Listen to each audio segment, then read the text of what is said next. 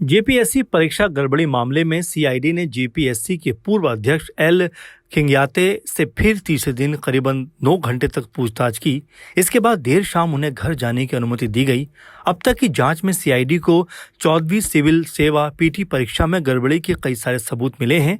OMR sheet में गड़बड़ी के मामले में सुमन सौरभ की गिरफ्तारी और उसके द्वारा गलत तरीके से पीटी पास करने की बात स्वीकार करने के बाद परीक्षा में गड़बड़ी की पुष्टि हो चुकी है। इधर इस्तीफा दे चुके आयोग के अध्यक्ष एल खिंग्याते पूछताछ के दौरान चुप्पी साधे रहे।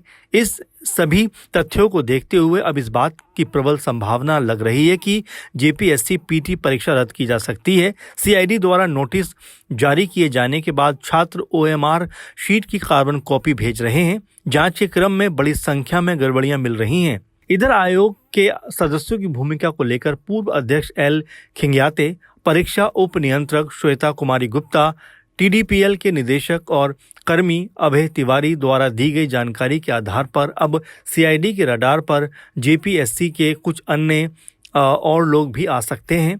शुक्रवार को सीआईडी अधिकारियों ने भर्ती प्रक्रिया, परीक्षा संचालन, चयन प्रक्रिया और निजी एजेंसियों की भूमिका पर खिंग्याते से सवाल पूछे। उनसे पूछा गया कि ओएमआर शीट परीक्षा कार्य में जुटे टीडीपीएल के दफ्तर में कैसे की गई, ओएमआर शीट में गड़बड़ी कैसे हुई, इसके लिए जिम्मेदार कौन है। खिंग्याते कोई स्पष्ट जवाब नहीं दे रहे।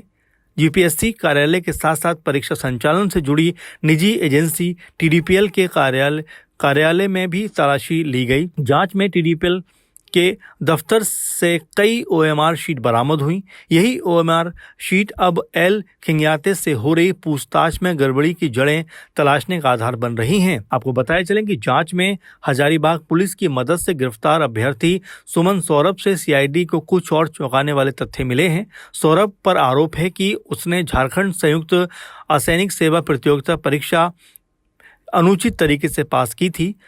सुमन के पास से जो ओएमआर शीट मिली वो जांच में दिखाए गए अभिलेखों से मेल नहीं खा रही। उसने ये भी कबूला कि उसने परीक्षा में सिर्फ 48 प्रश्नों के उत्तर दिए थे। इसके बावजूद वो पास घोषित हो गया। सीआईडी ने रिमांड पर लिए गए तत्कालीन उप परीक्षा नियंत्रक श्वेता गुप्ता, टीडीपीएल के निदेशक रामवीर सिंह, मार्केटिंग मैनेजर मनोज तिवारी, तकनीकी प्रोग्रामर मोहम्मद उस्मान व मोहम्मद एजाज तथा टीडीपीएल कर्मी को पूछताछ के बाद जेल भेज दिया। पूछताछ में मिले तथ्यों पर सुमन की गिरफ्तारी की गई। इसके बाद सीआईडी ने इन लोगों की रिमांड 2 दिन के लिए बढ़ाई। इस दौरान पूर्व अध्यक्ष एल खिंग्याते के सामने इन सभी को बैठाकर पूछताछ की गई और उनसे सच्चाई उगलवाई गई। जेपीएससी की 14वीं सिविल सेवा पीटी 19 अप्रैल 2026 को राज्य के 564 केंद्रों पर ली गई थी। 2 जुलाई की देर रात इसका रिजल्ट निकला। इसमें 2204 अभ्यर्थियों को मुख्य परीक्षा में शामिल होने की अनुमति दी गई। मुख्य परीक्षा 25 से 27 जुलाई 2026 तक होनी थी, लेकिन इसे स्थगित कर दिया गया।